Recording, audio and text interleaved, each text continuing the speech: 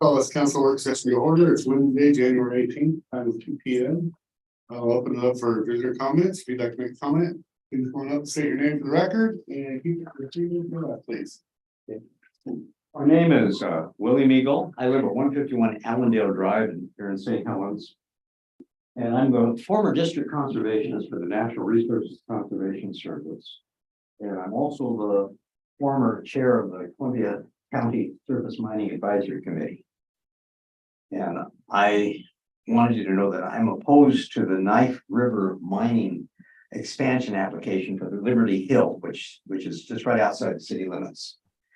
And there's a number of reasons why I am opposed to this application. One, there are many other sites that are away from people in the county north of them that are better suited for mining of basalt. Two, the operation will impact homes that are adjacent to the mining. And the site contains critical perched wetlands that contain a number of endangered plants and animals. Four, the Camas Meadows are historic Native American camping grounds and are rife with valuable artifacts. Five, the proposed mitigation plan impinges on the city of St. Helens urban growth boundary and will involve blasting, dust, and other human health issues. The mitigation plan also, six, the mitigation plan will also alter natural drainage and further impact the homes located to the west of the proposed mining area and also to the area south of Pittsburgh Road and the homes below the road. The impact, and eight, there are few, if any, new jobs that will be created by this project. Now, these are only a few of the reasons why I'm opposed to Knife River's mining expansion application, and it's not a good proposal. It will be harmful rather than helpful to our community. It will not help our community either ecologically, aesthetically, or financially, and will destroy one of the few natural areas that still exist and will cause both human suffering and financial loss to our neighborhoods. Please don't allow us to happen. I made a copy for the city administrator and each of you council people. So, my good. Thank you, Bill.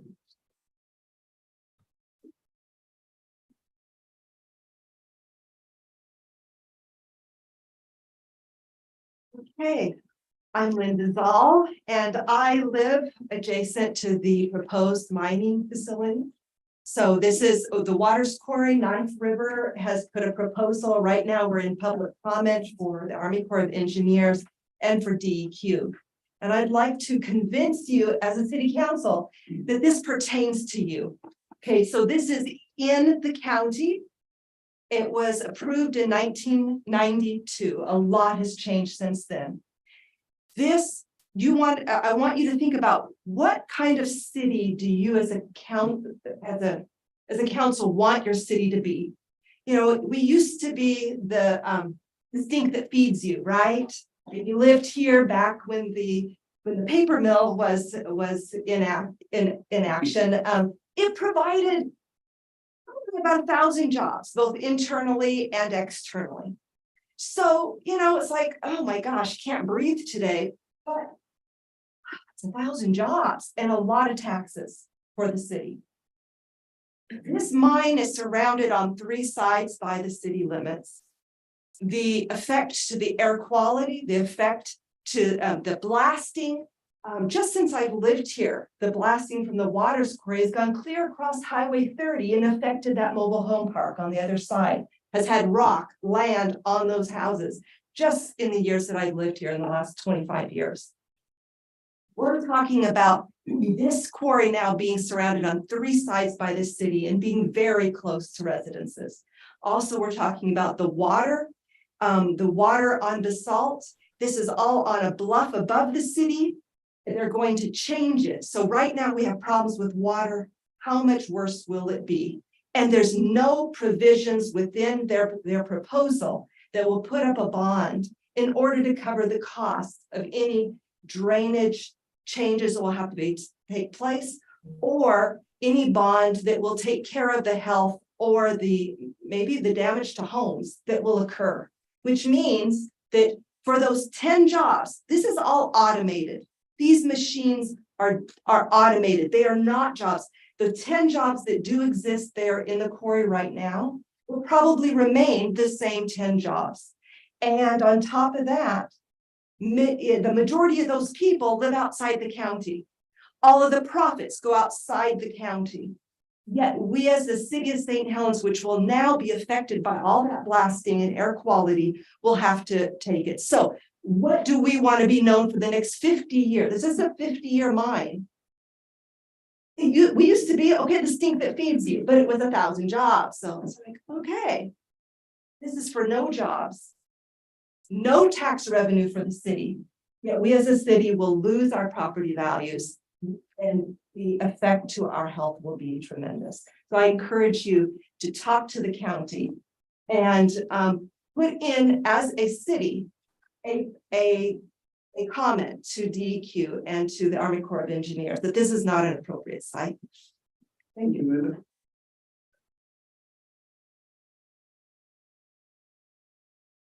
Any other comments?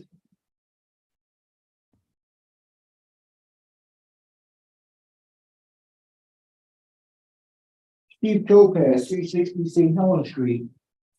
I want to thank you for your silent answer about continuing the dump in the lagoon. It kind of follows, if you got some to dump, put it in St. Helens. We had the tire, we had the fantastic battery.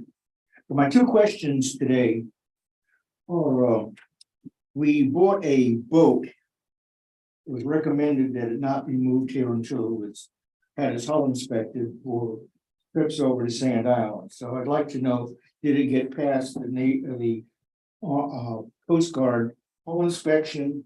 And two, been asked to find out how much money the parking in the Halloween Town brought in. Thank you.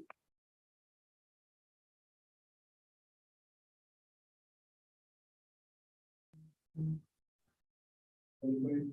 Tina's online, she wants to talk. Okay. Good afternoon. Hold on, we have to turn you up. Okay. How about now? Right now, Try it now, Tina. Okay, how about that? That's much better. Okay. A few things. The boat is completed. It's waiting for its final buoyancy hull, not hull, but just the buoyancy test for the Coast Guard.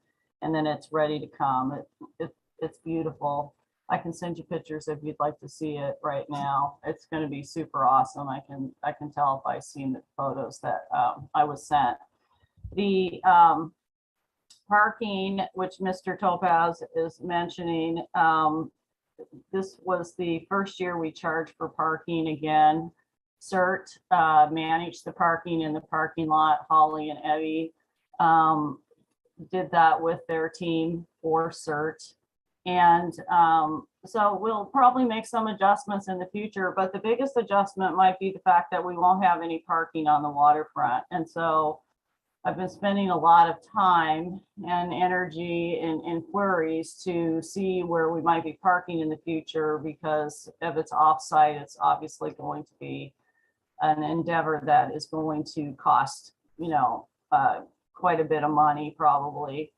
And I also want to just give you a heads up for potentially 4th of July, Mayor Rick, on also parking downtown. I'm going to bring forward a proposal to the council, which won't require any changes in an ordinance or anything like that, I don't believe, but as a way to mitigate the traffic in downtown so that if we don't have parking downtown, it will not be just a completely, you know, crowded, people parking wherever they can on lawns, and we know what that looks like. It would help to mitigate that. So I'll be bringing a proposal forward to have you look at that and get direct feedback probably in February.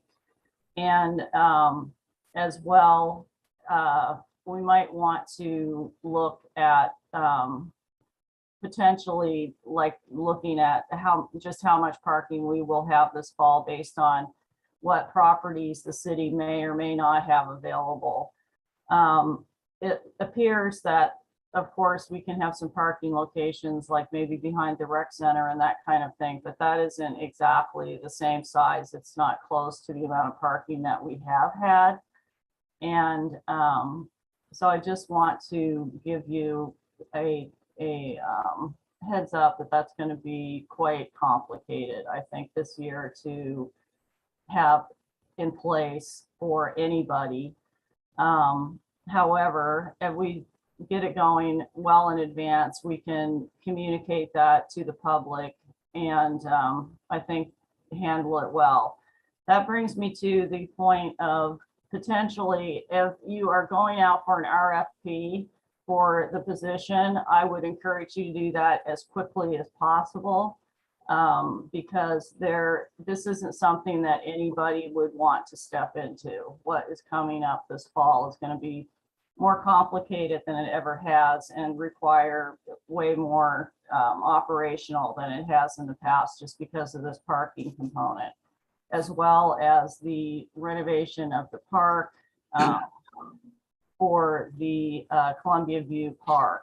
That also is going to complicate things further.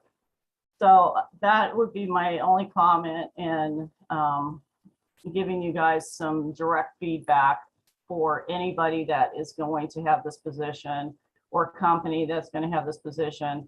This isn't a 6-week get it ramped up plan. This is kind of turning into a 6-8 month plan just on the parking side. Thank you. Tina, are you referring to July or Halloween? Because I don't think it was very clear what you were saying. Well, July 4th, I don't think is going to have parking available based on what feedback I'm getting. So I think we need to be really smart and proactive in making this not turn into a gridlocked parking lot for 4th of July. Yeah. I think concerning the parking for Halloween Town, I am a member of CERT. I spent a couple of about 8 hours helping with the parking. But I do think that CERT is not accountable for the money in any way. That I believe most of the parking fees were supposed to be done online. So that should be a figure that should be available. And then cash, if they did not have the pre-parking, it was $20 cash. I know in that course of 8 hours, I handled upwards over $1,000 in cash, which I would take from the people. I would put in my vest, and then after my vest became pretty full and I was uncomfortable having that, would hand it over to my supervisor, the CERT. And my understanding then is that the CERT people would then take it, and then Tina could specify the process that the CERT people would be taking it to, I don't know, Tina or somebody working on that end, so that my understanding at no point in time was the CERT responsible for tracking or accounting for those cash payments. That's incorrect. So the Holly and Evie are responsible for all of the cash, and they turn it into me at the end of the month, and they run it as they see fit. And as you know, and not wanting to micromanage every aspect of the event, I know CERT is very competent in handling traffic control and parking, as they have for 4th of July in the past, and many other city events, as well as the fairgrounds and other activities. So I let them decide and determine how they are going to treat the cash on hand. I don't have a problem with trusting the members of CERT to hand in all appropriate cash that would go to the collection. They turn it in one time at the end of the event. And, you know, if I want to get, really complicated or something like that, of course, I could put something in place and put a camera and make sure everybody is turning in their cash, but I'm not assuming that it's mishandled by CERT. So the tickets online are the tickets online. Of course, those go directly into the bank account. So the only cash that is in question would be anything handled by CERT, and I certainly have absolutely no, I'm not questioning them. So if they can see that they can improve it based on feedback from their own members, then I'm good with that. And they are very trustworthy in my opinion. So. And I agree with you, Tina. I have no question about the integrity of any of the CERT volunteers or Holly and Abby. But I think in the end, though, they did turn money over to you. So that is a figure that if we wanted to know what the total was brought in parking through the online and the cash sales, that is a figure that we should be available. Well, I don't know what it is off the top of my head. I'm not asking you to have it at the top of your head, but I'm just assuming that since these transactions were occurring, that there is a record for that. Actually, in my contract, it's not required that we tell you how much cash is coming in or out. So you should probably put that in the next contract if you want to. You probably won't get a response because it's a little bit complicated, but what you don't want to do is broadcast to the rest of the world how much money you're making, because that's when people decide that they're going to copy what you're doing. They look at the outcome without knowing the expenses that are associated with it. And it's like, I'm not going to share my company income with you. And you probably won't find anyone in town that's going to do that, because it's not an act of a business unless it's publicly traded to share what their income and their expenses is. If you want everybody copying you in every city that it has the ability to do this, then I would encourage you to make that part of your RFP in the future. Okay, thank you, Tina. One more thing real quick, I just wanted to say that it might be helpful. It sounds like Tina may need some assistance troubleshooting parking, so maybe we could add that to a future event. Talk about maybe partnerships with local businesses or something to help with parking problem solving. Yeah, I think that'd be a great discussion when she tried to bring up us in February, you said? Maybe Yeah, I have some ideas about how I think we can make it relatively painless, but it will take some cooperation by, community members as far as what my idea is. But I think most people would like it and say, oh, yes, please, let's do this. So I just need to get some details ironed out on how operationally that would work. Okay. We'll hear from you in February then. Yep, thank you for the update. Thank you. Other visitor comments? And a couple people came on, so you might want to ask. Okay, is there anybody online that has any visitor comments? If so, please raise your hand so Kathy can identify you. We'll give you just a couple seconds here. Can I comment on a different topic like the? No. Okay. Let's go on to our first item, which is a request management, Lance Schultz. Come on up. Hi, I'm Ann Schultz. Thank you for the opportunity to speak. I want to first say thank you for the flexibility you showed during COVID with the water bill. That was really helpful to us and I appreciate it very much. I've been managing for 20 years, so I know how to run that pool, and I've often run leak checks. And November, I ran a leak check right before Thanksgiving, and I really could not get rid of water. I overfilled it. I couldn't get rid of it. I had to actually open a valve to drain it. We were not leaking as of November. Right before Christmas, we had that freeze, and so I wasn't able to check on the pool for a couple of days that we were closed. I usually check on it every day. And I showed up on Christmas morning and we were a foot and a half low. So after appropriately freaking out, I filled her back up, but our boiler couldn't keep up because of all the cold water I had to add. So we dropped down to 69 degrees, not swimmable. We had to close an extra day. Then I opened it up at 70 degrees.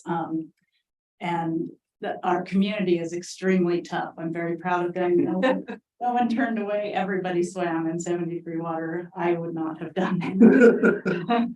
But anyway, so I looked through the tunnel, no leaks. It was crazy dry in the tunnel. And so I asked a scuba diving friends of mine to come in and I filled some syringes with dye and I had them search the whole bottom of the pool systematically. And we found about a 35 long crack down the middle of the pool. It's tiled. So it just broke the grout line, about 35 feet long. And so they were able to put some underwater epoxy in that. So we were able to stop the majority of that leak right away. Huge, although that's not a permanent thing. Because we were able to stop that big leak, the boiler actually was able to catch up. So we're up to set point temperature now, but while they were leak checking, we have to turn off all the pumps, otherwise the pumps suck in the dye. And during that time, the 2 remaining filter pits that we haven't fixed drained, which means they're not holding water either. So big problems at Eisenschmidt Pool, basically. So I have a plan to fix the filter pits. We've already fixed one of them. We've already rebuilt one of them. And so we know how to do it. We know who to get here to help us and we rebuild the whole thing. And my problem is in the middle of winter, 2 high schools work out of the pool, something like that. Well, I did not want to send them to Rainier or Portland to finish their season. So although I know I'm leaking out of the filter pits, I'm trying to finish the season for them. So we have a plan. Their state meet is February 20th, which would be their last event, and or February 19th. And we're closing February 20th to fix the filter pits. So we have a plan to fix it. However, we know we're leaking now. So my question is if we could be a little lenient with the pool excess water at this point, but because I do know I'm leaking, but I'll fix it as soon as I possibly can. Without affecting the entire high school. So first, it's nice to see you in person. I know when Councilor Chilton and I were fairly new when you came to us about, I think, a boiler issue, and I think there was some frustration there perhaps on your part too, that are not completely understanding about this structure of the pool and all that kind of stuff. Anyway, you weren't done. I mean, that's neither really nor here nor there. So I'm happy to explain it, but it might take longer than. no, I understand that, but but it's nice to see you in person and Okay. love the pool. And I sure hope that we can support some way, because my life might become more difficult because the St. Helens swimming coach teaches in the classroom next to me. So I'm very much inclined to do whatever we can to see this season through. And I've talked to them about it too. They very much appreciate that I didn't close right away to fix this. And it kind of worked out too, because a lot of the parts I need are with our shipping difficulties are a little harder to get here as fast as I used to be able to get them here. So kind of worked out. But anyway, I do have a plan to fix all this stuff. It's just gonna take a few months. Understand anything? No, that sounds like a good plan to me. I think it's. How much are we looking at? I mean, we need to have numbers, before. And what have we looked at, maybe contribution by the school board, or, I mean, it's really funding a lot of their programs too for the school. I don't know, I have a few different thoughts, and then the grant process, is that something? Well, and that's what The grant process, that kind of goes in the back of my mind. If you could just go ahead and fund this through our Well, we would have to do an What application. operation, yeah, we just go through the water bill, though, we have the ability to do that, and this is a unique case. That, a lot of things happened all at once. I think, well, I do think we've got the major leak Leak, fix, yeah. that right now I'm not losing a ton of water. My autofill's not coming on a lot more than it normally does, so. I don't believe the filter pits are a huge problem. But I do need to fix them, they're 85-year-old pipes. But she had a foot and a half that actually was a lot of water there. He's asking for an adjustment on.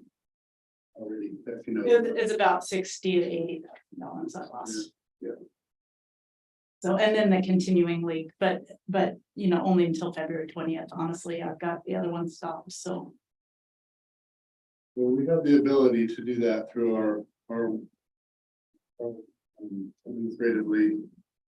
We can go so much, we have the ability to go above that, so.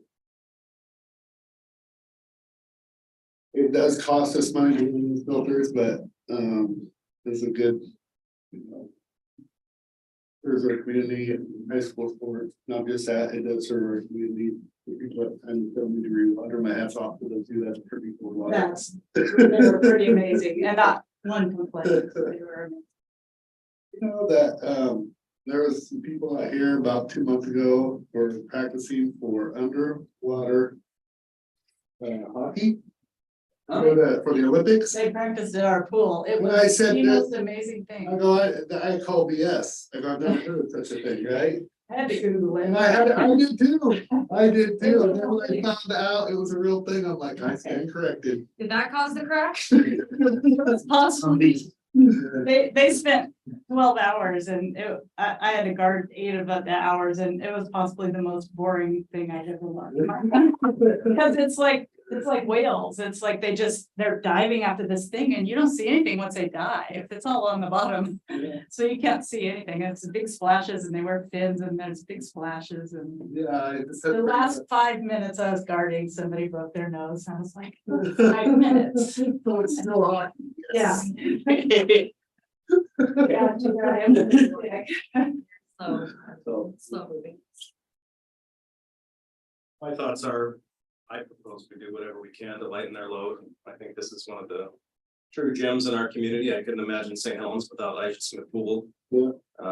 I learned to swim there. My grandpa swam there when he was a kid, so I think anything that we can do to help them make it through these hard times, I think we should. Yeah, I agree. They did give free swim lessons to a lot of grade school kids in our area. I don't know. They still do it, yeah. They still give lessons. Mhm. The other thing too with the filter pits is, I sealed the tanks in 2005, but our sand now is 18 years old and it kind of needs to be changed out anyway, so. Unfortunately, we didn't change the pipe when we did that in 2005, so the pipe has a hole in it. Sounds like you could have a huge undertaking at some point in the future where it's gonna be like, we'll have to be shut down for a little bit and just a big, huge renovation and. Not gonna be easy, maybe. So it's really not. It's not? I mean, I've been the manager for 20 years. This is my 20th year and I've gotten really good at dealing with things when they happen and everything's fixable in that pool. And the people who built it originally did it right. And we have literally the most beautiful water of any pool I've ever seen in this area. And these filter pits are amazing. It's one of the 8 remaining gravity sand filters in the country. And so it's historic and I don't want to change it. And Sure. I do use a lot of water to clean the filters, but you know, that's factored in and do that every month. So that's part of my bill, but you know. It's a beautiful pool and I love it and I'll continue to fix it until I retire. Great work. Could you, I think we'll just have we'll look at what we were really encouraging you this time last year, usually how they do it and just kind of adjust on, standard rate. That would be great. So, That would be great. Thank you. all right. Thank you. Thank you very much.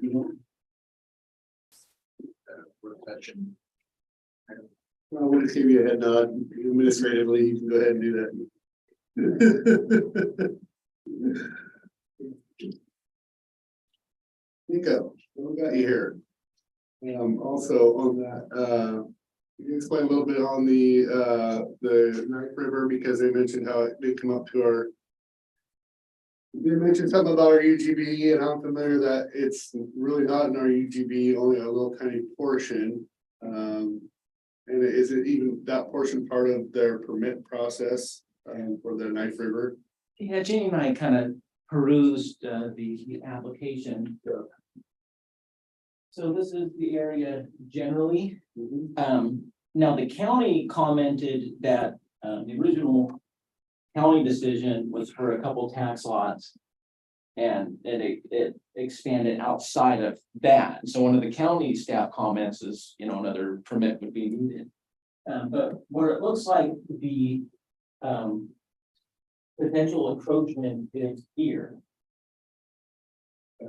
I'm wondering what they use as their urban growth boundary line, because the area of impact is a little south of that in this area. So it doesn't look like a significant encroachment to the urban growth boundary, but it looks like there is potentially some.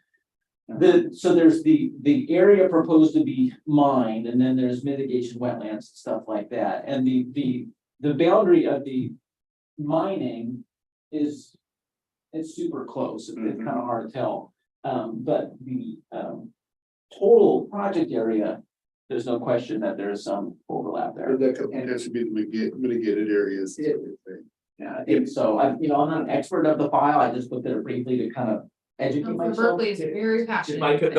So a lot of the mitigation, is right up here next, abutting here. And the drainage system, a lot of it looks like stuff that would be just draining down this way, could potentially be draining down and impacting our Milton Creek Basin, the Dalton Lake Basin, Walton Lake Basin, and the North Basin. So anyway, but that, I think one of the main things is that the mitigation is what might also encroach in our Sure, I was just right up next to our. trying to ask a city official if he get exactly what he is aware of. Yeah. If I know that the county probably did reach out a little bit. No, Well, discussed. it was, one of the things I looked at was, well, what file is that? Because when there's a proposal within our urban growth boundary, county sends out a referral for comment. And so I'm like, I don't remember that. And then I looked, 1992, well, that's why I didn't see something to comment on. It is kind of interesting that there's a permit from 92 that's still valid, but I don't know how their system works. Yeah. Okay. So is something new in the queue? Well, according to the county, at least based on that staff comment, our perimeter is larger than that 92 approval. And if they do want to pursue that, the county permit would be required, and we would be a referral agency in that case. Okay. So if they expand, we would be notified and have a chance to comment. Yes, now normally, I get it, look at it, provide my comments, put it in a report, and then you read it afterwards. We usually don't, hey, city council, here's this county proposal. There's a pole barn on this road, usually it's pretty mundane. Of course, this one is exciting the community a little bit more than normal. It's something that I could, just make a mental note to alert you, hey, by the way, you got this application. Yes. I would be interested in that, yes. Easy enough? All right, let's talk about our Jacob's Bluff. What was it proposed? Yeah. Back there, Yeah, it's kind of funny, goodness, Yes. actually, Camus, mining and all that stuff. Zoning appropriateness. So yeah, it's called Jacobs Mountain because this legal case we had back in 2014. It was a real doozy. The first time I've been the top dog of a planning department and haven't had to deal with the case that was lawyered up, money, fight. So it's one I remember quite well. The reason I'm here before the council tonight's regular session, there is an item for a motion to initiate public right-of-way vacation proceedings. And last time I talked about rights of way, and so I'm not just talking planner ease, you should know what I'm saying now. It's not that common that we initiate a vacation on motion. Since I've been here, we've only done it once. That was for the public safety facility. I know of all the things, that was just quick little thing. But this is same concept. It's all owned by the city. We also propose a right-of-way dedication as well.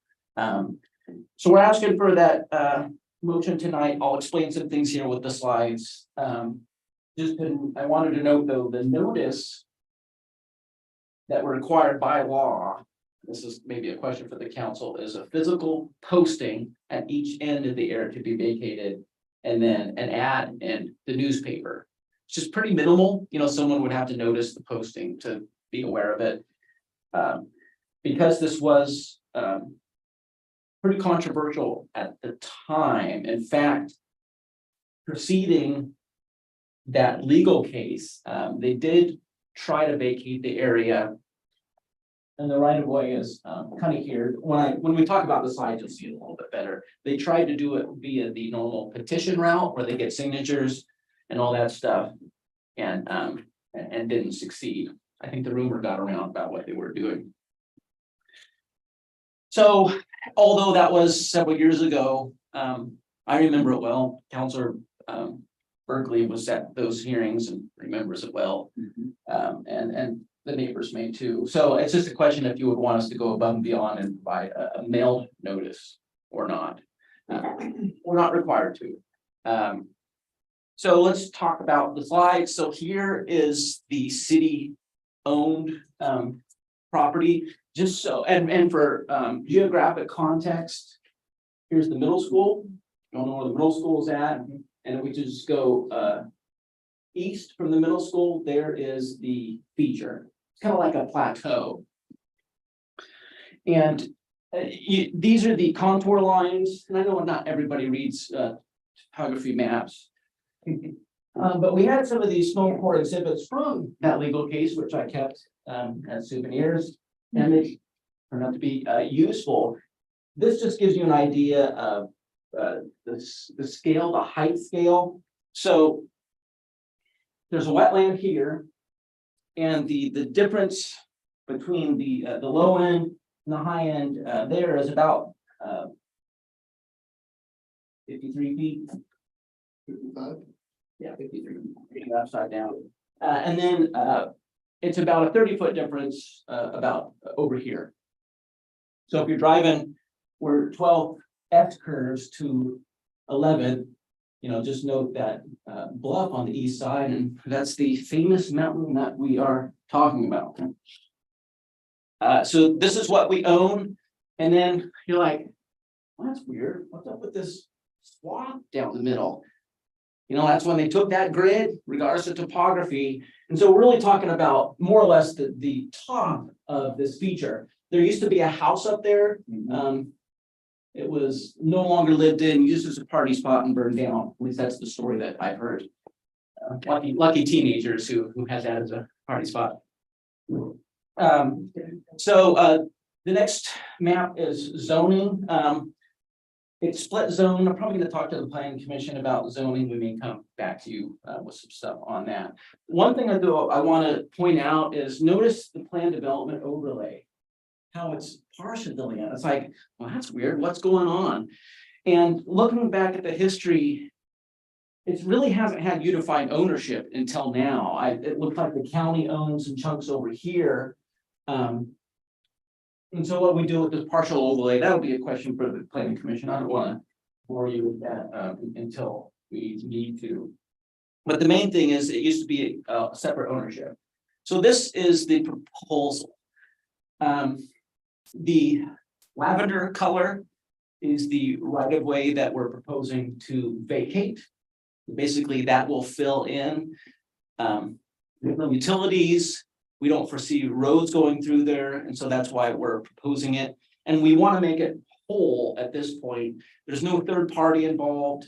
There's no proposal, so it's a good time while things are neutral to just, clean that up. And this is something that's been on our list for many years. The other thing, in addition to vacating the right of way, is we have this weird city-owned property that we've owned for a lot longer. We purchased this around 2015, 16, somewhere around there. But we've had this weird chunk here since before I was even working here. And you can kind of see that illustrated here. I outlined that city chunk that we've owned. And see how the road goes through there. And the city chunk, the old city chunk, includes some areas on the opposing side. And so, because now with the city purchasing the bluff, which is now adjacent, abutting the older city-owned property, I had to get that in there.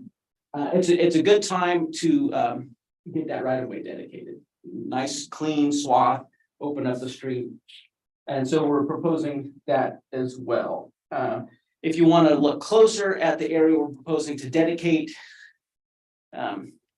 just gives you an idea of topography and where things are at.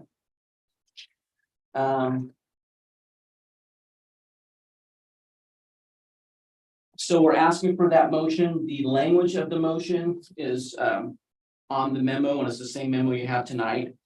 And I'm sparing the mayor because before you read the legal description, which is a little bit more involved. And so in this case, we're saying as described in the memo from the city planner, David.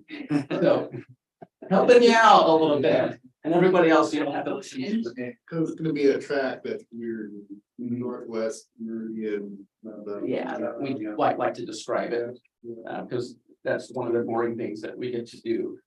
So we're asking for that motion. Once we have the motion, we'll pick the planning commission, make sure they're cool, and then go through the normal process and probably get this to you at the second meeting in March if everything goes smoothly. And I'd probably do the dedication as well then. For Councilor Gunderson and Sunday, this has been on the queue for quite some time, and it's just to make this property whole no matter what we do with it. It just brings it to whole. That was gonna be my question. Yeah. That was my confusion or my ignorance, whatever. But that makes sense to me. Yeah, we're just cleaning things up, Yeah. getting that right of way dedicated where it should be, and then getting rid of that right of way, which doesn't make sense. People in the past have had a hard time dealing with it. Now that it's under public ownership, let's use our process to clean it Other up. plans for that property? No, and that's, We're gonna build Jacob's home there. Oh, no. that's a question. So there was, that's what this battle was all about. Yeah. This battle was, that guy wanted to go actually 7 feet below that grade. Which would have been even more than 53 feet. Yeah, And then another 7 feet beyond that, so 60 feet of rock. And 37 feet of rock on the other side. so What, develop in there? Yeah. As part of the lawsuit. yeah, so I should explain that, and why I'm saying, well, it's kind of related to that, the mining operation. So this tall bluff, they wanted to excavate it below grade. And it would have been just under 500,000 cubic yards of rock, a lot of trucks. And so the question came up, is this really a residential development or is this mining? Now, mining, and I'm using that as a simple term because it's a little more complicated in our code, but just for the explanation, we'll use the simple. The argument was, well, this is mining, which is only allowed in our heavy industrial zoning district, and so we can't allow it. And, we kind of, well, that was the debate, and the debate went to the Land Use Board of Appeals, and it went another level up to the Oregon Court of Appeals. So I gotta go to the Supreme Court building and look at their cool stained glasses. Our attorneys did their thing. So we were victorious in that, and we actually strengthened our laws as they pertain to mining as a result of what we learned from that. So we anticipate this feature being whole, maybe there's some carving, but elimination of the plateau entirely for its rock was probably unlikely based on what we went through. Yeah. And that's why we ended up buying it. It was after all that stuff, the owner came to us and the mayor was, I was sat in on that, Jacob and John, and he actually had drawn up a little sliver of rock, stayed away from a wetland, which was highly contested in the hearings, apparently. You went through them. yeah, the wetland, there's a little wetland. So he was gonna leave this big sliver of rock, and which wasn't little, but it was just gonna be this sliver of rock, and he wanted to go back to 7 feet below, and he's got this X amount of lots here, and he wants to utilize them all as much to his potential. And he had it redrawn up, and I said, you may sue us and you may win this time. But every person in that neighborhood is gonna have to file a lawsuit against you, and you're not gonna be developing that property anytime soon. You just said, well, why don't you guys buy it from me? We thought about it. Brought it to the council. He asked 500,000 for that, and it's about 6 acres almost, and he said, rather than go through another legal battle, it's probably a good idea. What I don't understand is there's obviously a house up there. It was. What house is on It there? was, yeah. That's my aunt and uncle's house. Yeah. What house is on the house? Yeah, that's a possibility. Well, it's strange Yeah, though. probably accuracy, though. Tear it down, build houses, yeah, so. I understand. So and that was our part of our discussion too. When we met with it. Why not take it down 20 feet, or just make it level, take 15 feet off over 25 feet off one side and 5 feet off the other. Yeah. Nope, gotta be 7 feet, Yeah. big tall crawl spaces, is what he said. Yeah, we like basement, we want basements. Of course, the original proposal didn't talk about basements at all, by the way. That's very. So the proposal evolved as the attorneys did their thing. So what happens to it? It's zone residential. That's probably, I figured, well, this may prompt the discussion of the councils and other city property, but for now. We want to clean some stuff up while we have the opportunity. And that's why I'm here to talk about this proposal. Yep, and it is on partly AR up there too, so the apartment residential, which could be, a rezoning, it could be potentially beneficial to. Housing in the future too. Softball fields up there. You'd have a little, I don't know this. it does a lot of rolling poly up there, and then it does have some wetlands up on top of it, actually. Mad Max softball, Yeah. less rules. You get some 6-year-olds. Hey, we have underwater, okay? Just saying. Local there. Yeah. Any other questions for Jacob? Any on the other, well, it sounds like we're gonna have testimony later on that, too. From the husband of Linda is coming into tonight, so. For the Knife River, Oh, yeah. which really isn't us, I mean, it is county unless it directly affects. Yeah. Or UTV. So I guess I have a question about that. About What is our role? If that's mostly county land, it sounds like they already have the deed, they don't need or they have the permits in, correct? According to the county, there's that 92 land use entitlement. But that shouldn't still be in effect theoretically. Yeah, that's what I'm not sure of. So for example, let's say we had a mining operation that was proposed on a heavy industrial property where it's allowed. And we issue a conditional use permit. Now, our permitting system, and this is typical of local governments, is, all right, there's potential phasing, but the permit becomes invalid if not started. And for us, that's 18 months. Now, there's a time extension in there, so you can breathe a little bit of CPR into it. But Not 30 years. in 30 years, yeah, that's some pretty epic file CPR. But like I said, the county's file structure may be something that just I'm not familiar with, so. Shoot, and even 30 years ago, it might have still been Waters.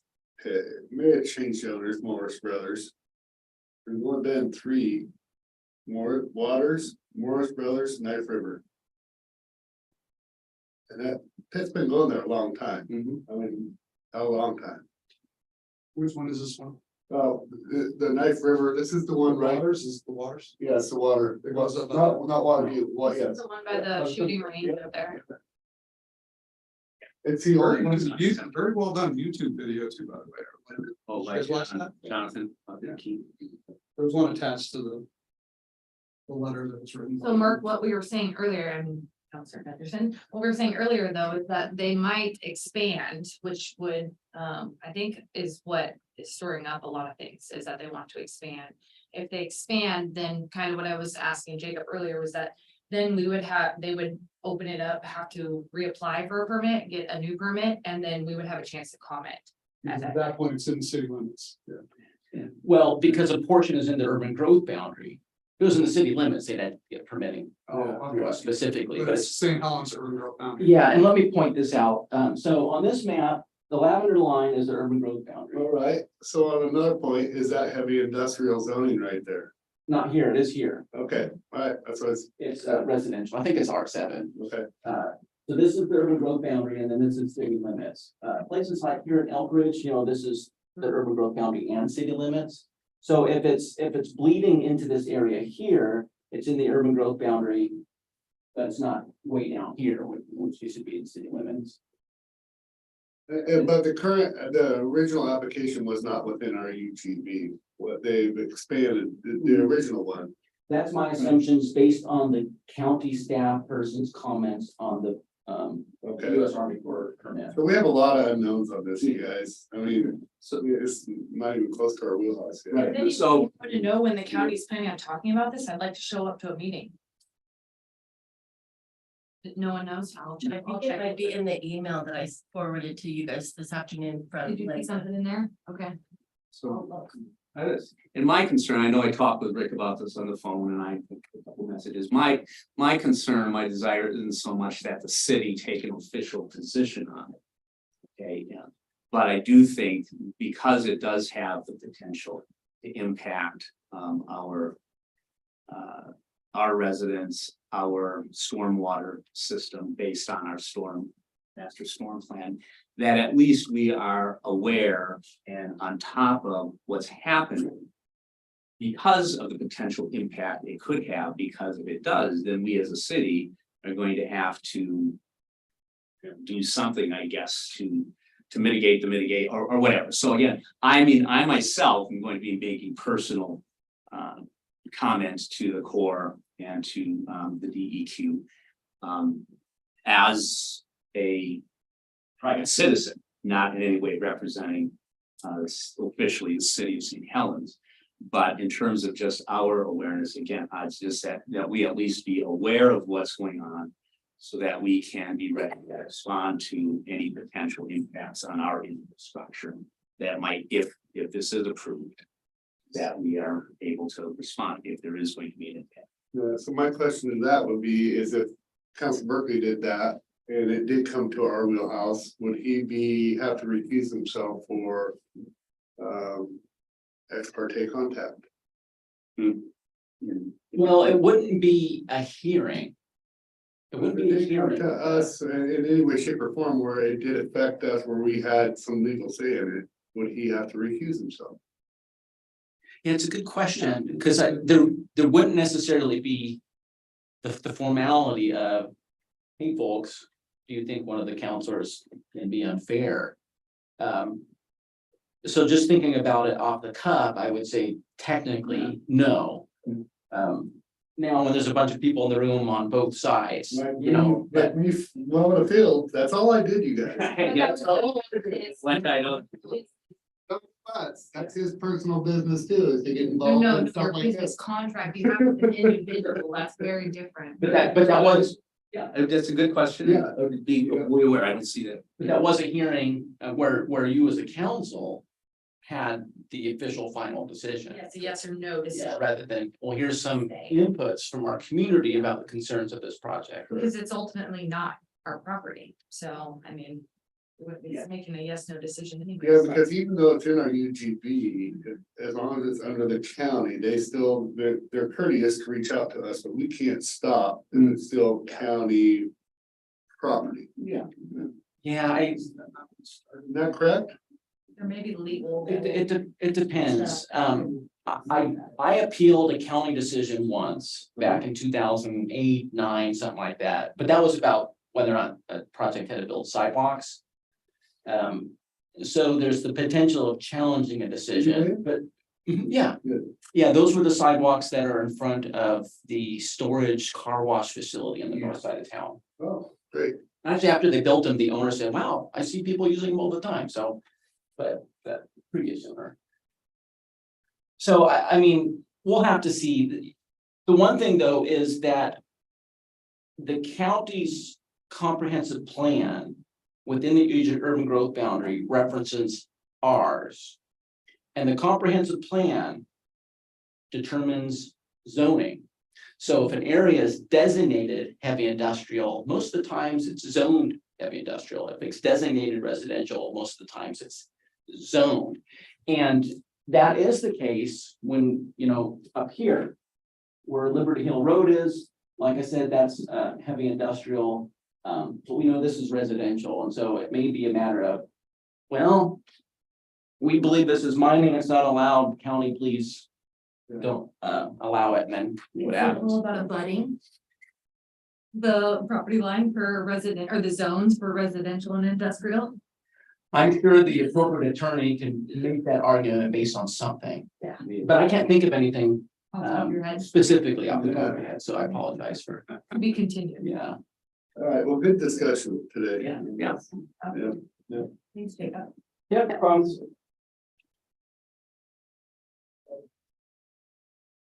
Okay, our next item, Parks and Recreation Commission motion to change name back to Parks and Trails Commission.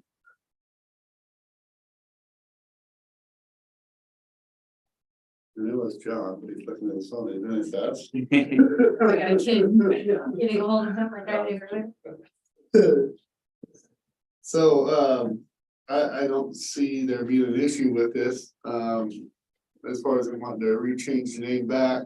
I just think when it comes to pushing our message out through, that we need to keep it the same for archiving. So I don't know how that works. I'm just What curious I- about why. I say from what I understand, the social media would stay the same, Parks and Recreation, Crystal would continue setting that out. So this discussion started back when I was on the commission and it's continued now in the weeks since I've been gone. Basically, everybody on the Parks Commission is in it for the parks. None of the Parks Commission members ever had a say in anything that went on with recreation. Sean would come and give the recreation report. But the commission members each had a park that they're kind of responsible for, and all of them joined that commission because they're passionate about parks, not necessarily about recreation. So Parks and Trails is what it used to be. And then a year and a half ago or something, they changed it to Parks and Rec. But again, in that commission, there really has been no decisions made about recreation. It was Parks and Recreation Commission in name, but really what they do is parks. And so they now with the reorganization and things, they think it's a good time to change back to what they really feel their passion is, and that's the Parks and Trails. So, and they do have signage. I don't believe there was ever any new signage created with Parks and Rec. They still have their banners. They use it, things that say Parks and Trails Commission. So I know at Citizens Day, we had our Parks and Trails banner still, so they still have things reflecting that name. So that was the main discussion and the desire to go back to Parks and Trails Commission. And prior to Parks and Trails, it was just the Parks Commission. It should just be. Because of the bikes, bikes. And then there was a separate bike commission, and yeah, there's a bunch of different commissions, and the driver for that change to have adding trails was because when we did the master plan, it was started off with the parks plan, but we ended up with the Parks and Trails plan, and it was kind of memorializing the plan with the name, and yeah, it's your prerogative how you want to change it. Well, and they have done some stuff related to trails. I mean, like Jerry Belcher's been perfect trails. Yeah. It's straight trails. Oh, darn it, so.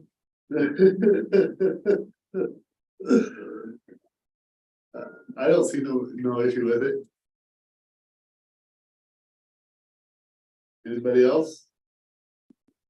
And I understand it. It's fairly simple. you know, why they wanted to change it back. And nothing got changed. It was so long, I mean, been a year and a half, they still out, and everything else. I mean, I'm okay with it. I think that, you know, having the devotion to each park is great, but there's more to the parks than just, you know, the trees in the park. There is recreation happening in those parks. So as long as that's all inclusive, I think. I just don't want it to get shafted. Recreation, I think recreation in the parks is important when talking about parks. Somebody at that meeting did bring up the discussion that maybe it would be inappropriate to have a recreation commission, somebody that focuses on recreation. Because if you've been to the Parks Commission meetings, they spend 2 or 3 hours talking about parks, and again, recreation is never mentioned. So maybe somewhere down the line, that would be appropriate to have a recreation commission that helps focus on what's going on there, but it's not happening in the Parks Commission, so Yeah. they would rather have the name reflect what they are actually doing. So I'm just curious then, when it comes to baseball, softball, all that stuff, who's the one who's overseeing that? Well, recreation, Shauna is running the adult softball leagues. St. Helens Girls Softball is still lone wolf. They don't engage with the city as far as, I mean, they just get their permits to use the softball field. So it's exclusive to this basically. Yes. But Shauna does run the adult softball leagues now. So that's through the recreation program. Which is, and so, you know, having that really, this relationship, I think with parks is important for her to be able to do that job well. So I think she maintains that really well. But I like the idea of, That's what I was asking. what if we can get maybe a survey out to see if there's interest in people joining a recreation commission? I mean, our recreation program has grown a lot. Yeah. So there might be interest there from the public. And that might be related to, I know, maybe even having, I don't know if this would be at a work session or one of our retreats, just maybe doing a look at all of our commissions and committees and boards, sitting down and looking at the whole. And is this still what we want? Do we want to make changes? Do we want to bring back youth council? And if so, how? So maybe that might be a topic for. I think your arts and cultural coming out of that. Yeah, well, but I think it might be, yeah, that kind of thing to talk at as a, you know, as a whole, that we just, hey, this is what we have. Do we want to change? Do we want to change, fix, whatever, but. That's a good idea for a work session or what are they called again? If we have a retreat. Retreat. Have a retreat in a long time, so. Yeah, Well, we don't something like that. We do have a retreat coming up soon. It's going to be over council roles and responsibilities. Yes. The only potential change I could see regarding the actual commission and their meetings would be right now at our last meeting. There was a representative there from Parks, Buck was there, and then also Sean was there representing recreation. So once the name changes, maybe we don't need both of those representatives there. Maybe it would just be Parks. But that would have to be decided too, how that's gonna work. And I think that would work out. And, you know, Shauna's a city employee, so she has direct contact with the supervisors and stuff. If there's anything that it's gonna continue to be the same. I probably even better service. I think the program overall would remain the same. They're still gonna have close communication and work together, but it's just the actual name of the commission and the work that they do. Yeah, because the commission has nothing to do with the day-to-day operations. They are more, as far as rec is concerned, they don't do a lot of stuff. I was on the commission for a year and a half, and like I say, Mainly it's Nobbville Nature Park, Dalton Lake, it's other little parks, planting flowers around the memorial. I know that you guys did that, and thank you for doing that. Yes. Yeah. Well, I plan on, I'm now assigned to administrative. I plan on meeting with Shauna to talk about recreation, at least quarterly, just her and I Sure. talking about planning and stuff. So maybe something will come out of that Yeah. with some ideas with her about how we can get more of the public involved. So. Sounds good, actually, yep. Yeah, and I see the operations, you know, there's. Park side is all about operation and maintenance, rec side is Yeah. about the programming and the activities, events that happen in the park. Yeah. They still need to communicate, collaborate, work together, it's gonna be a lot of close contact. Maybe not so much with the commission, but internally, there's gonna be a lot. Yeah. Programming as things Mhm. that are, just have to happen, and that's why we want to keep that public facing, you know, most. Park and recs kind of are seamless. Yeah. It's. I think it'll be just fine. So I'll bring back an ordinance showing the change from Parks and Rec to Parks and Trails Commission. Yeah, And also their bylaws will need to be updated too. okay. It's not a whole lot, is it? I mean, it's just the name change. Hopefully it's just fine and replace, fine and replace. Okay. I hope there's no more name changes to that commission during my time in office. Mike's and Ted, Yeah. that's. Yeah, Mike's got thrown into it because they were starting to dwindle down, so it was like, let's combine the two and.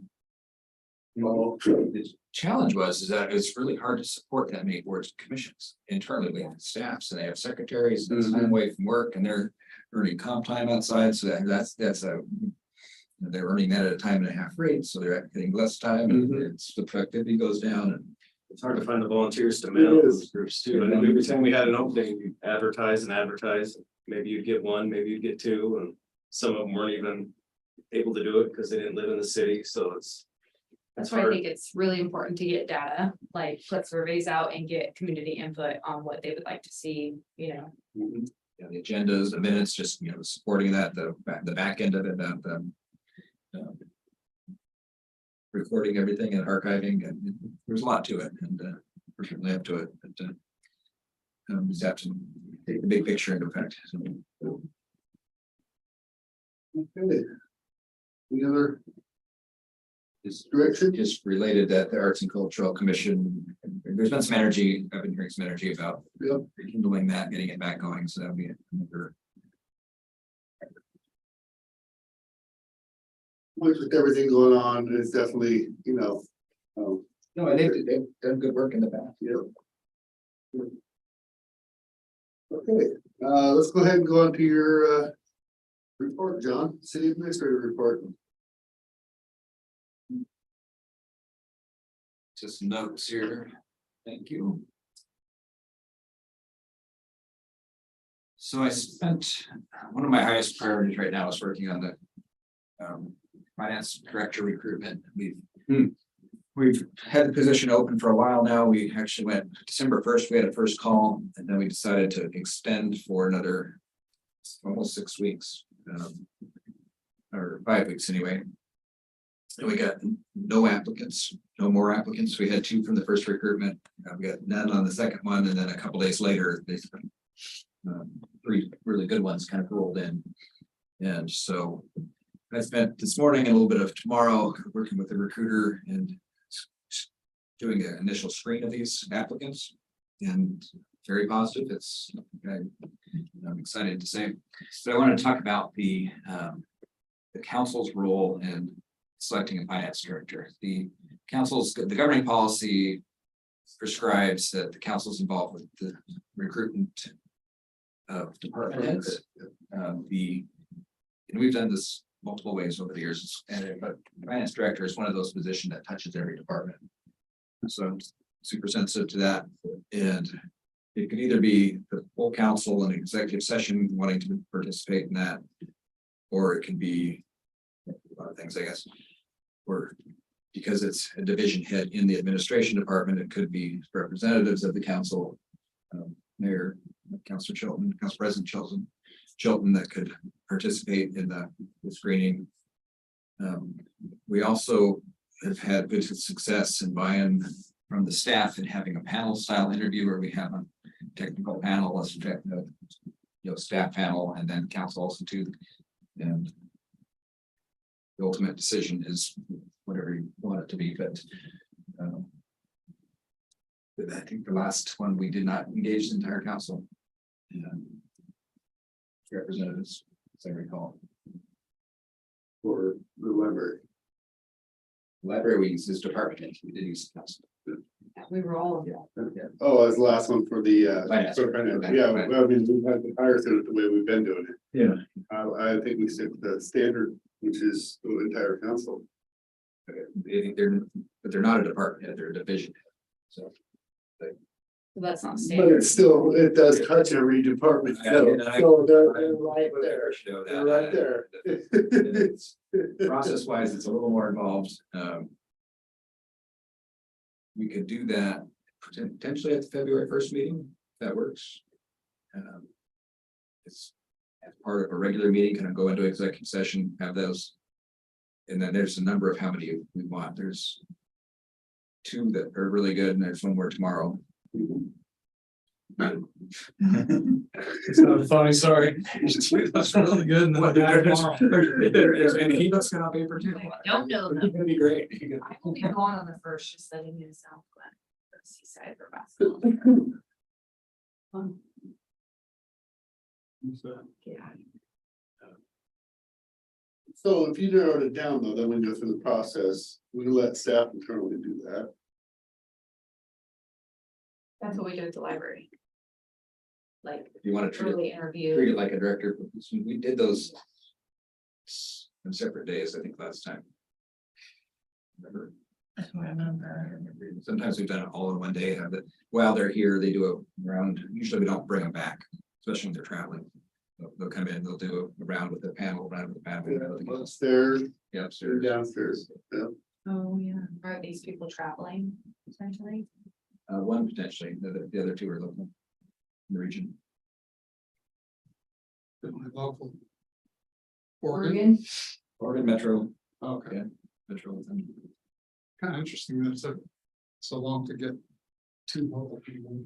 Three, yeah. Three, I mean, Well, we had some initial interest. Oh, but we've wanted to have more of an applicant pool. Sure.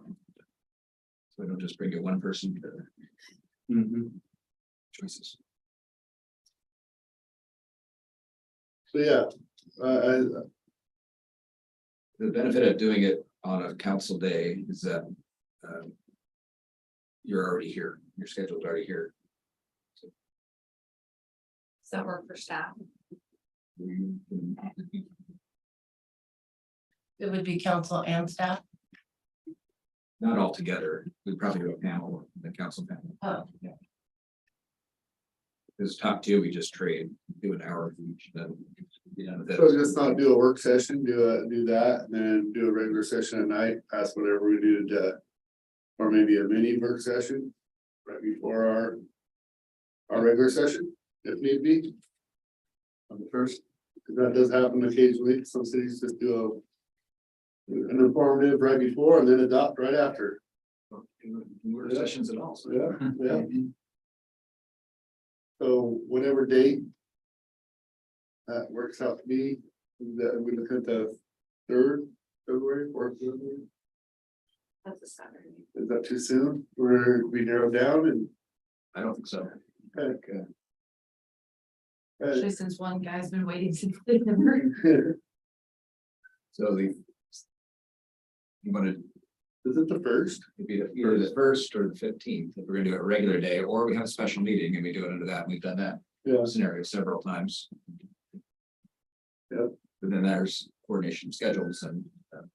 Everybody's work schedule, yes. not all of us are self-employed.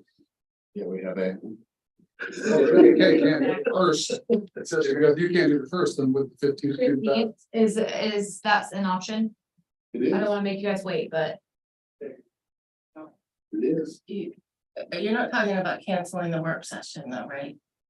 You're doing, Yeah. you would do it at the end of the work session, because we have reports set up for throughout the year. Yes. Well, we could do a mini report right before our regular session at night, Okay, if we wanted to. You know, just do interviews that day. Or we go back to the original, Council Berkeley, maybe you just get somebody to fill in that day for, and start maybe at noon that day. Could you do that? On which day? It'll be Wednesday, Well, a Wednesday. the 1st. Or the 15th, the 15th. That way Jessica be. I can talk with my If I- principal, yeah. the first works better for everyone else, and that's fine, I'll just sit out. Is the 15th too late for candidates? For you to have this, the one that, I would go sooner than later. Yeah. That's fine, I'll sit out then, you guys can do it on the first. Are you gonna be going all day? I may be able to listen Zoom in in. by Zoom, Zoom? depending on Yeah, where I'm at in my vacation. But I may be able to zoom in, Yeah, yeah. that's a possibility too, Yeah. yeah. It should be able to arrange something to get out early still if I need to. Target first. Yeah, At noon. first and then see what Patrick, Eat your lunch ahead of time. yeah. I'll put in for him. Let's do 12:30. Let's do 12:30, Kathy. I'll get everybody out of here at 5. And are we starting with the work session or starting with?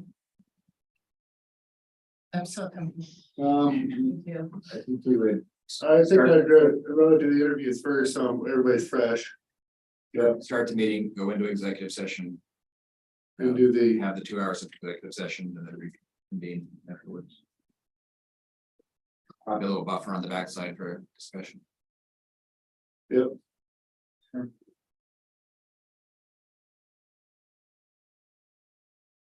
Sound like a plan? Right, okay.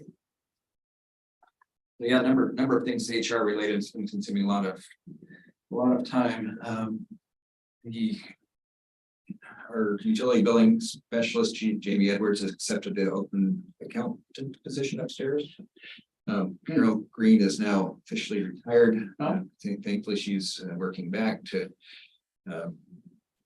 what Jamie's vacancy, move up creates a vacancy in the utility billing department, so there's some coverage issues downstairs, so she's working both sides of that to try to keep coverage, which Carol's gonna stay on to help her get people trained, and we're kind of working through this recruitment process for the next utility billing. And that's open right now. We talked about that last meeting. So working with the AFSCME on some contract commitments we did through our collective bargaining agreement, and that's updating it for job descriptions, salary work on some of the positions that were of concern in our MOU that we have. That contract, so that you'll see some activity coming soon on job descriptions and pay equity kinds of issues.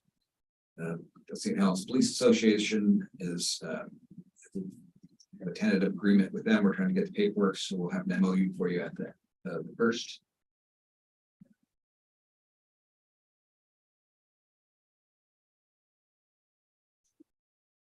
So last meeting before the new year, we had Gene Hester came before us and made a presentation of the flag pavilion for the Veterans Memorial.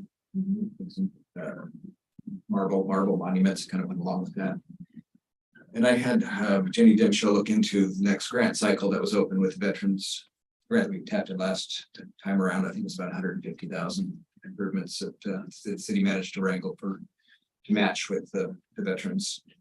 And they have a cycle that's opened up a day or two ago. It's open. We've inquired whether or not we'd be eligible for an expansion project. We are. So Jenny's working with Gene Hester to come up with a cost estimate that we can advance this flag pavilion project along. So we need scope, schedule, budget, the typical kinds of things that we're geared up, and I think it's really important. So it's appreciation. Is there anything that could help, that maybe not thought about, that could help the project, earn any points? As far as scope of work, and is that something that we should look at through our city budget for matching as well? Perhaps. This isn't the last time you're seeing it. You're probably gonna see this. This is it's open. We'll get an application framed if there's a letter from the city to apply. I don't know all the details and specific about it, but other than we're eligible and with your concurrence, we intend to apply and do some more good work out there. The public safety facility update. At last meeting, I gave you an update on status and the intention to basically right size the facility. We do have a scope of work back from our engineering firm. I haven't had a chance to go through it in detail yet, but it's also carried forward to February 1st meeting. Talk about potential changes and what the redesign looks like on paper, not the actual physical design. So programmatic elements. So it's intending to be for your February 1st. You could have got it this meeting, but I felt it was a little rushed. And the delay, if we're gonna call it delay, about a 9-week effort. So, Not too. It's not too terrible. I don't think it's our project delay. The Columbia View Park, Yeah, that's what I'm talking about. 90% design. That's right here, too. Leads over public safety facility. Well, that's- Police station now. But I haven't heard about this for a while. Talking about police department. Uh-oh, now you're scared. So, if you haven't had a chance to be out to the tour of the portable out there, police are completely overflowing. When you go out to the portable, it's absolutely miserable. Yes. It is dire working conditions. They're stacked all over each other. It's Some of those would have been condemned. Well, yeah, if I could speed up, yeah, even quicker than 9 weeks, I would speed up faster than that. yeah, well, it's gonna be more than 9 weeks, but the work effort's 9 weeks. That shouldn't be too much more than that. So, and then we're probably 12 to 18 months on the backside of that seasonality. So Mohammed and I and Chief and a couple of the sergeants met over the trailer to try to look at some short-term solutions to not just be all over each other, that workspace. And we looked at a few options. We looked at the community center and they had some offices that didn't really work out very well. And, but the rec center, portions of that rec center aren't terribly used. And that's gonna be the location of the public safety facility right across the street right there. And we're looking at building with Public Works and Facilities Help, kind of an interim effort to frame in 3 offices so that the management staff would have a place to get out of the office. And it's gonna be relatively inexpensive. We're gonna self-perform a lot of the work. We need some help with electrical things, which by contractors, but we can keep the costs pretty low, doing good working conditions. There's also some places in the garage of the evidence storage. We're having some challenges with that. Humidity. I know, that's, it's no about the street. But I just wanted to inform the council that we're trying to do something in the interim. Yes. It's not a huge expense to add these offices. Use that portion of the building. I'm still gonna have access for programming and basketball. That was my question. Is Things it of gonna that be nature. full? Okay. It's not interfering with that whatsoever. Restrooms will still be open.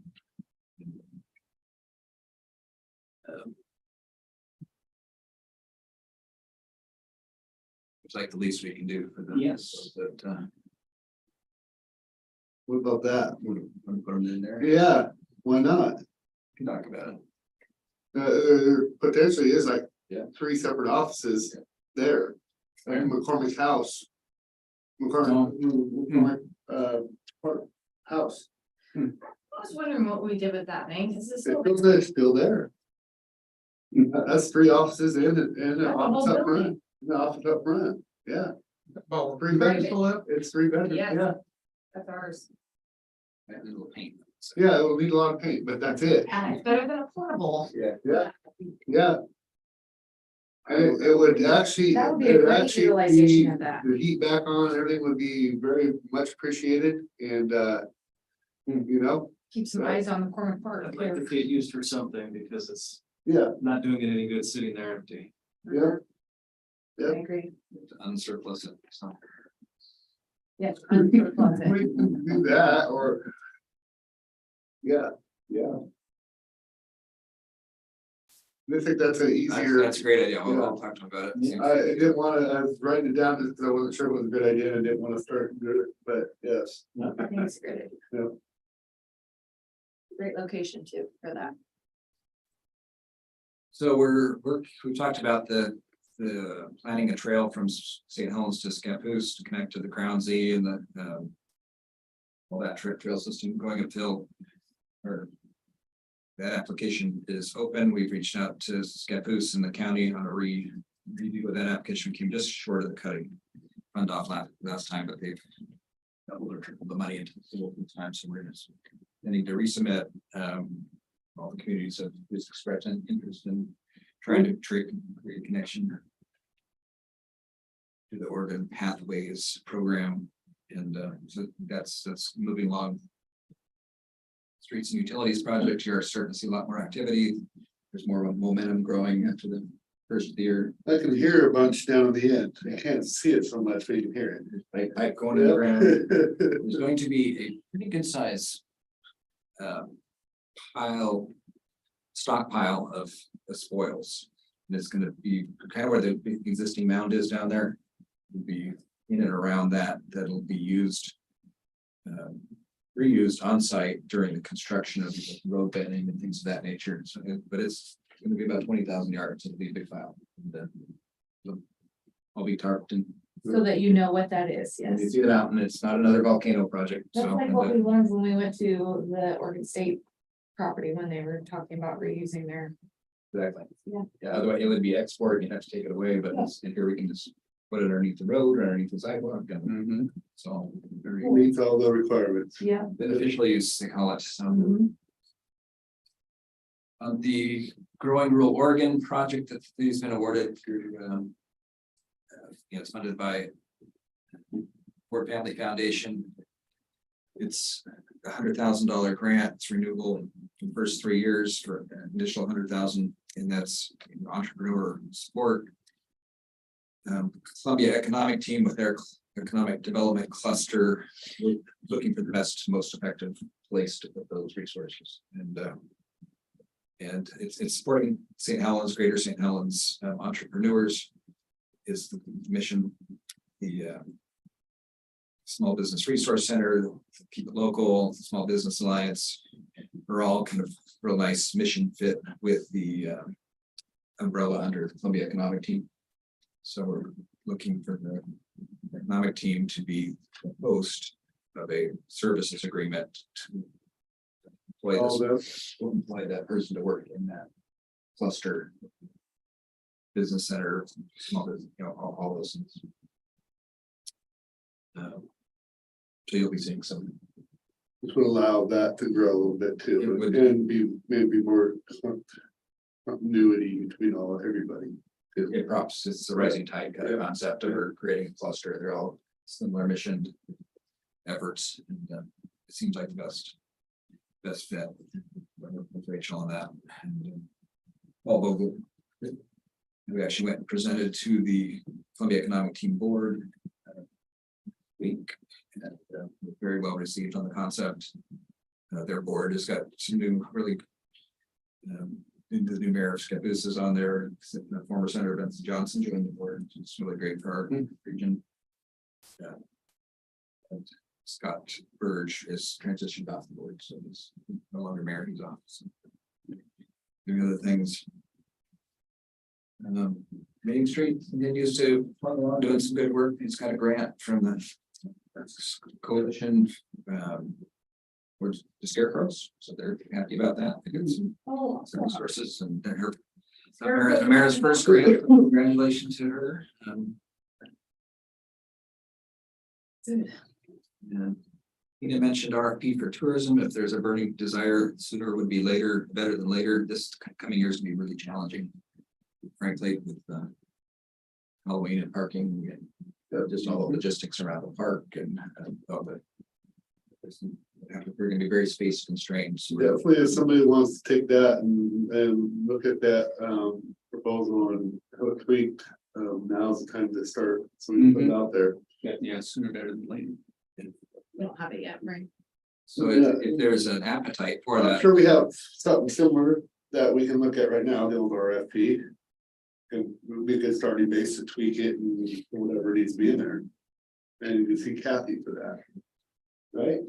For the original, yeah, we can certainly pull up the one we used in and the past. then you see where you disagree with it or agree with it. Go from there, right?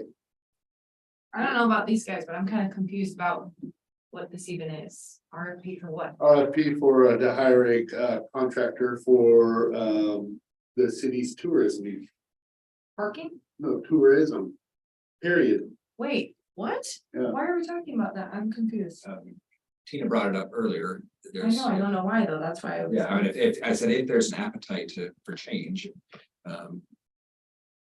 Doing something in October would be would not be, It would would be a not be train the wreck. time to It do would be a it. train wreck. So she's saying recommending doing it earlier, than sooner than later. Or if you know, or if you look. Or if you don't, if you're, satisfied with what's happening and you wanna look at it again next year, just because of the. It's gonna be a challenging year. It's good till the end of the year. Yeah, Yes. yeah, this is good till the end of the year. Okay. But we just did all this too. But we should, can't wait until the end of the year.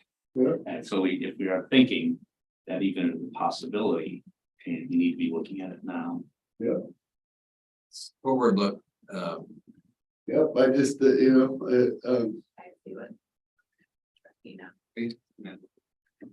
so, yeah, I just would caution people to remember, people can promise a lot of different things. The history of deliverance is what makes. Hopefully, I've been through this process a number of times, and anybody says they can do exactly what they can with no experience. In my eyes, is unproven. It's unproven. even the ones we've had that had experience and. We did have one that said that they could actually do everything that we proposed, and they were gonna use volunteers to do it. And they're from California. Yeah. The Yep. And do it. event person was Yep. from California. Yep. It wasn't gonna move up here. Right? Yep. Yeah. And you know as well as I do, just about getting boards, people on board the commissions once a month.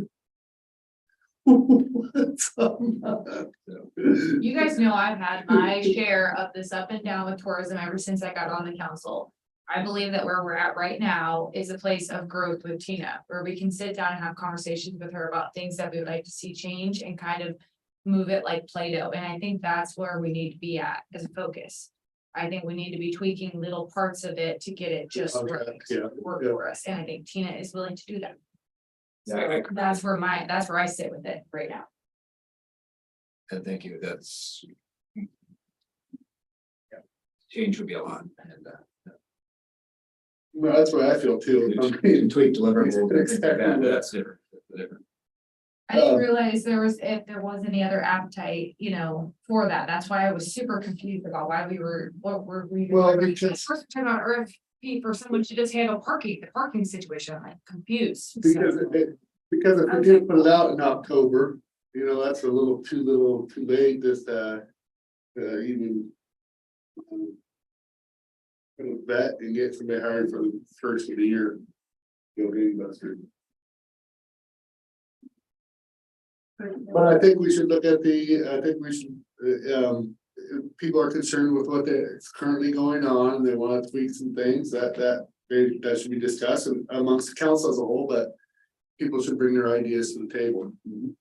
So, Traditionally, do we have a meeting quarterly or something with the tourism director and discuss things, or is? oh, we've, It's been something we've been trying to implement. yes, because I think that would be beneficial. we have to be careful because it was expressed to us by our attorneys that, we can only manage up to a certain point because she's a contractor.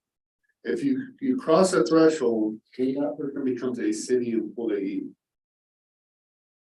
And, so there's that area there, which always gets challenged a lot in these meetings, a lot.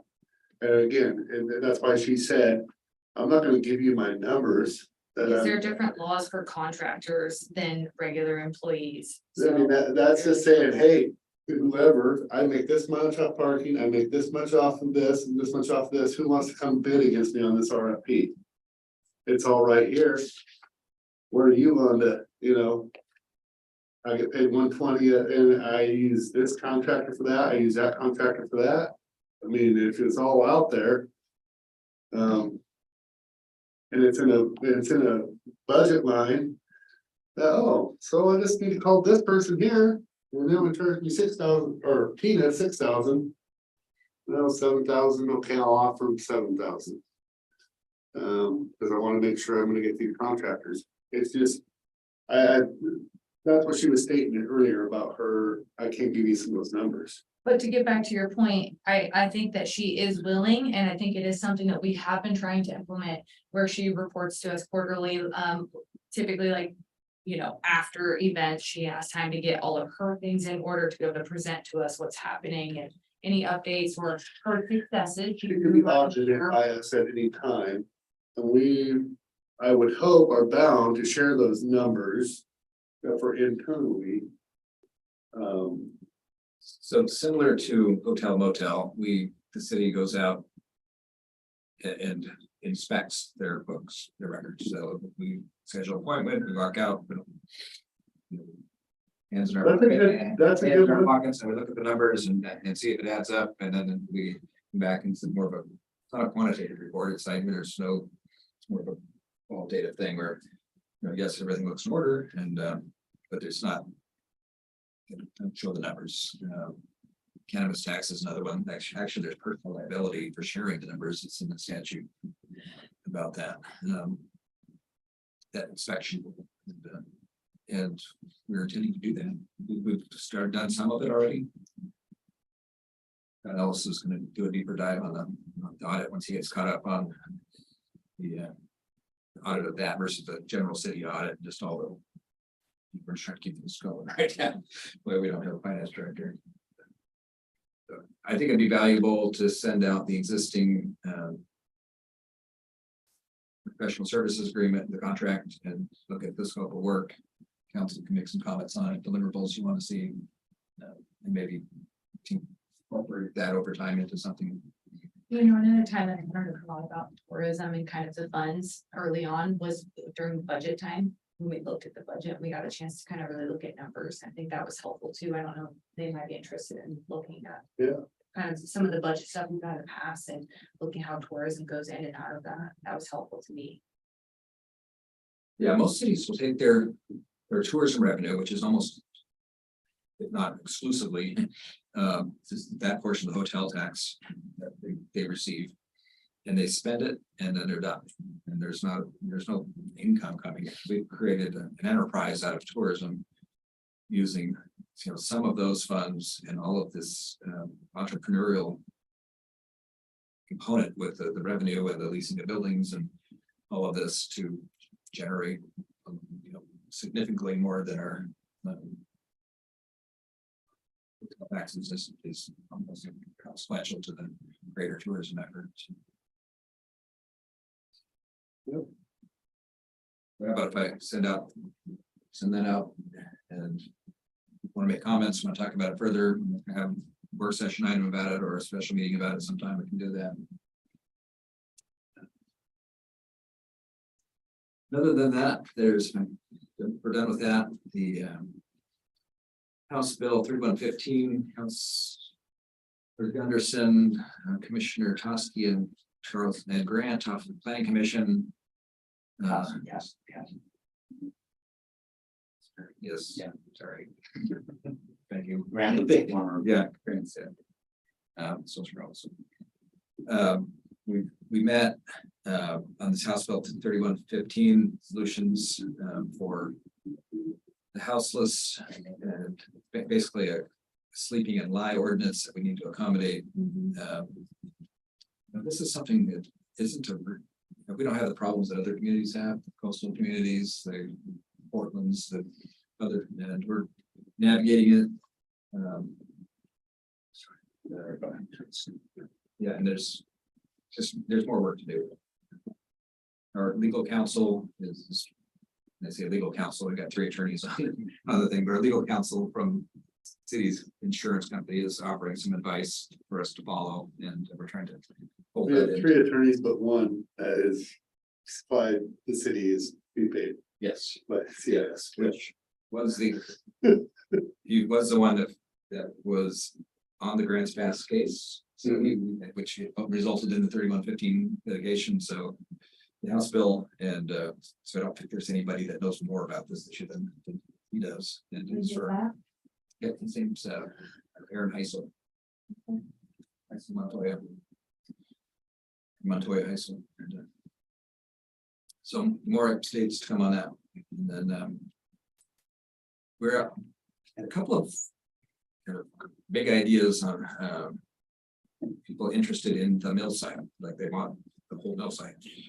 And one of those would like to come and talk to you in open session and talk about a proposal sometime soon. Actually, require the same, so. Ready, Laura? Listen to a proposal. Yep. Is there any more detail or they just want? I know, I'm like, what kind of? Don't tell us not fair. Kinda- I'll send you the information. How about that? Oh, great. No, it's good, and it's not bad. They do, we mentioned it, RestorCap, not me, I'll kind of talk to them. They do environmental restoration, they do mitigation, they do site readiness, things of that nature. It's not a bad thing. Okay. I was gonna ask you a question real quick. So a while ago, when we were talking, we had the harbor master things going good. There was a boat that had to be towed. What happened with the boat? Do you remember? Vote was, You tow it? well, actually, there's been a couple almost tows, but we haven't actually had to pay it to a boat yet. So then I what think- happened? and I would to have the said- Canadian boat? I think one of the other big boaters came and hooked onto it last minute and driven up the channel. And now we have a rolling property kind of thing going on, so. But we haven't had to tow a boat yet, because I'm We haven't had curious to to tow see a boat. how that process Yeah, is we've been- implemented once it does happen. And they're doing a really good job. And you reminded me, thank you for that. This is a letter I got from Columbia River Yacht Club here just yesterday about, they, I have to say that, their members stepped up or setting a good example. Some of their members were talking about them not having to pay at the docks and how you can just trick the system by doing this. Just pay for electricity, not pay for mortgage and to work around there. But they said, no, we're not that. We're not that club. We're not that yacht club that's going to do that. And we appreciate what St. Helens is doing. You recognize your enforcement activities, the investment in cameras and the kiosk and all these things. And we're going to go and look we know who was there and we're going to make it right. So, and they did, they made it right. They paid the differences, submitted a check. So I gave them a really nice letter and appreciate them for doing the right thing for responsible voting. And Yeah. share that with the public that. It was actually proven to be, starting to be a really good relationship with both the auditing communities out here, just with the docks and. I mean, it's. But a struggle with everything that's going on with our waterways and this kiosk and everything else and. All charging this, they totally in that letter said, we understand where you're trying, how you're trying to enforce this and we want to be a part of it. So that was pretty. I just want to say, back-to-back meetings for months, it felt like we had complaints in here about boats stuck at the docks and no enforcement. Yeah. And it's nice and quiet in here now that we fixed the problem. It is So I'm very happy about that. That's a win for this. It was a good, good work that this little subcommittee that you worked with mayor and involved. I think that was crucial in leading to those solutions. Yep. And this, we need to nurture that relationship, It helps. So. I'm sure, we'll be called upon or they'll be called upon, and it's nice to have that relationship. So. That we feel comfortable enough to do that for fun house, so. All right, so let's go ahead and take a 10-minute break and then we're gonna go into, You're not having. you don't? They don't. Hey, Hey, I thought you did. Free. Good one today. Okay. we are. So, we will see you guys tonight. You, counselors, Adjourn. tonight at Done. 7. Yeah.